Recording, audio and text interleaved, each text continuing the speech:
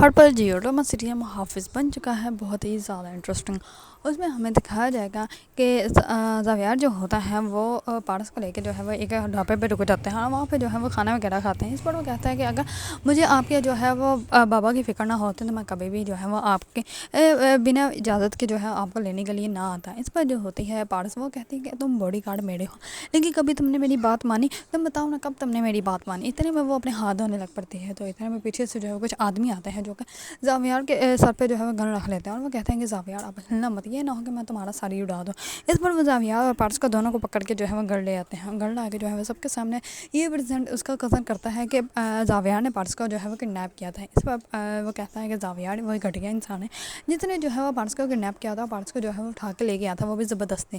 اس پر زاویار جو ہوتا ہے وہ بہت زیادہ غصے میں آ جاتا ہے اور وہ اس کے کزن کے منہ پہ جو ہے ایک مکہ لگا دیتا ہے، جس کی وجہ سے اس کے فیس پہ جو ہے وہ نشان پڑ جاتے ہیں۔ دوسری طرف پارس کا والد جو ہوتا ہے وہ زاویار کو کہتا ہے کہ تم نے ایسا کیوں کیا، تم مجھے بتا سکتے تھے لیکن تم نے جو ہے مجھے بتانا گوارا نہیں کیا۔ اس پر وہ سب کچھ جو ہے وہ پارس کے والد کو بتا دیتا ہے اور وہ سمجھ بھی جاتے ہیں۔ دوسری طرف پارس کا پاپا جو ہوتا ہے وہ اپنے بیٹے کو کہتا ہے کہ اس کی سزا جو ہے وہ تم نہیں بلکہ میں اس کو دوں گا، اور تم جو ہے وہ اب کچھ نہیں کرو گے، اب جو میں کروں گا وہ ساری دنیا دیکھے گی۔